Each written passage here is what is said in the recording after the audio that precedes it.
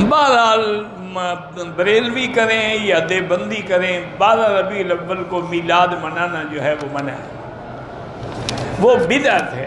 اگر یہ دین ہوتا، دین مکمل ہو چکا تھا، اللہ کے نبی نہ سمجھا جاتے کہ 12 ربیع الاول کو میرا میلاد کیا کرو۔ ہر چیز تو سمجھا دی ہے کہ بھی سوموار کا روزہ رکھو، جمعرات کا روزہ رکھو، 13، 14، 15 3 راتیں جو ہیں ان کے روزے رکھو، 9، 10 محرم کا روزہ رکھو، یہ سب بتا دیا۔ صرف میلاد والی بات رہ گئی جو 1400 سال کے بعد مولویوں کو یاد آ گئی، یہ خالص بدعت ہے۔ اب اصل بات یہ ہے کہ دیوبندی حضرات نے ایک سوچا کہ اگر ہم اس کا کوئی متبادل حل نہ تلاش کریں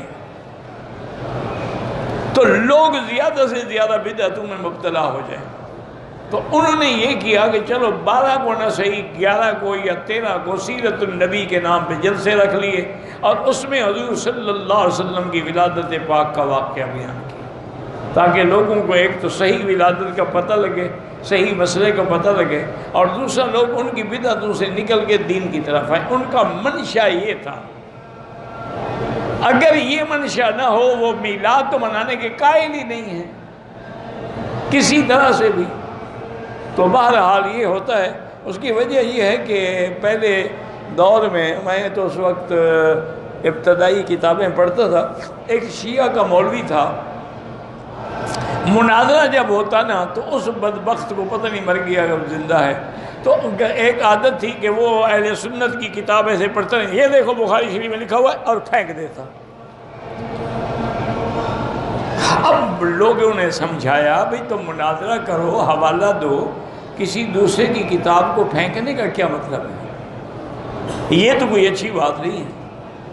لیکن وہ بعد میں آیا، آخر ایک مولوی صاحب مناظرے بنے، وہ مناظرے پہ تیار ہوئے، وہ آیا، انہوں نے بھی اس کی کتابیں اٹھا کے اس نے ایک پھینکی، اس نے 3 پھینک دی۔ انہوں نے کہا یہ لو یہ کافی ہے تمہاری، یہ لو یہ کشف الغمہ ہے تمہارا، یہ لو یہ ترجمہ مقبول ہے تمہارا۔ اس کے بعد پھر اس کو جرأت نہیں ہوئی کتابیں پھینکنے، کیونکہ اس نے اسی کا جواب دیا جو زبان کو سمجھتا تھا۔ تو بعض لوگ اس لیے سیرت کے جلسہ رکھ لیتے ہیں کہ لوگوں کو بدعت سے بچائیں، باقی نیتوں کو اللہ جانتا ہے۔ مسئلہ یہ ہے کہ میلاد النبی منانا جو ہے وہ بدعت ہے۔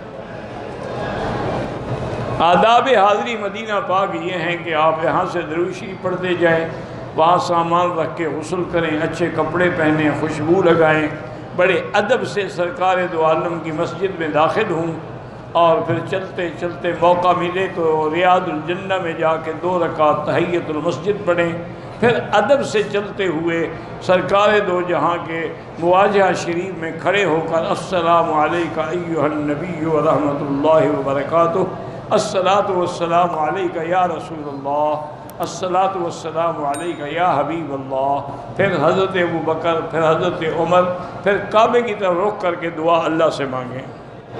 بہرحال دادا کے 2 بیٹے تھے، ایک بیٹے کو انہوں نے مارا، پھر انہوں نے ان کو مارا، اس نے بیٹے کو محروم نہیں کر سکتے شریعت میں، کیونکہ بیٹے کو میراث کا حصہ اللہ نے دیا ہے، وہ دادے نے نہیں دیا۔ اگر اس کی غلطی ہے تو اس کی سزا بھگتے گا، لیکن یہ نہیں ہے کہ اس کو میراث سے محروم کر دیا جائے۔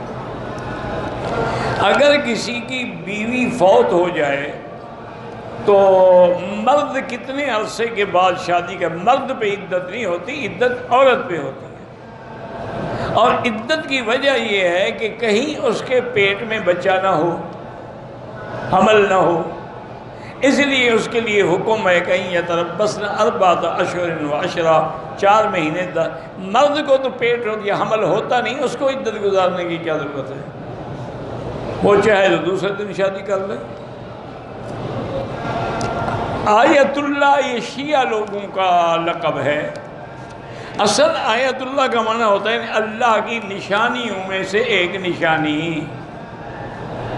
جیسے اللہ نے فرمایا کہ ہم نے عیسیٰ اور اس کی اماں کو آیا اللہ کی نشانی بنائی قدرت کی، کہ دیکھو بغیر باپ کے اللہ نے کیسے پیدا کیا۔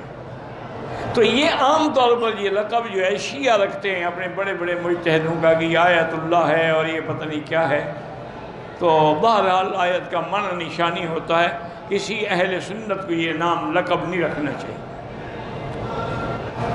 جو بات بھی کرتا ہوں بھول جاتا ہوں، یہ بیماری ہوتی ہے، الزائمر ایک بیماری ہے، اس کا آپ علاج بھی کروائیں۔ اور اللہ کے اسماء ہیں یا قوی یا متین، یا قوی یا متین، سر پہ ہاتھ رکھ کے ہر نماز کے بعد 11 دفعہ اللہ سے دعا کریں۔